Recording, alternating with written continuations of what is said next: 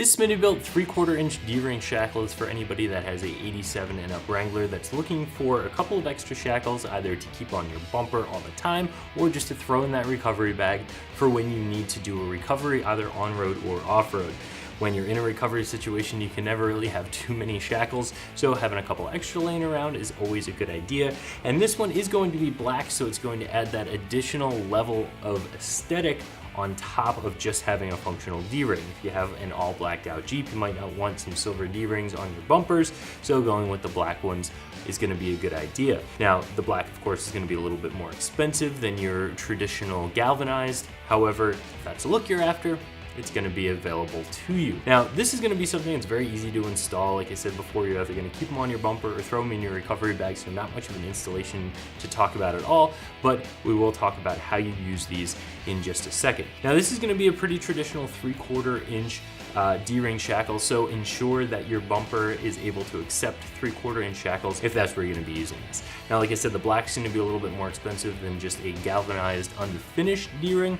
In the world of black D-rings, 3/4 inch specifically, this is going to be right around the same cost as a lot of other ones, so I do think it's going to be a pretty good buy. So this D-ring shackle, again, is going to be a 3/4 inch. It's rated for 4 3/4 tons or 9,500 pounds, which is going to be plenty strong for most of us. If you are somebody who has a heavily armored 4-door JK, it's really weighted down.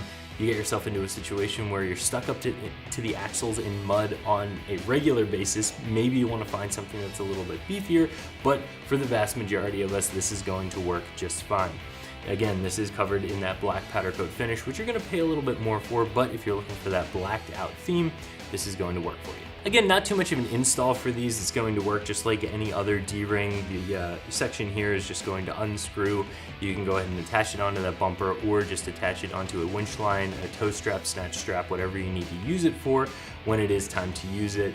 A tip for these, you are going to want to have a screwdriver handy because sometimes in the course of using these, they can actually get tightened down. So if you have that screwdriver, you can put it through the hole in the pin and that'll help you to break everything loose. I think this D-ring is very fairly priced at $10 per D-ring. Some of the other ones available are going to be 3/4 inch black. They're going to be just under $30 for a pair of them.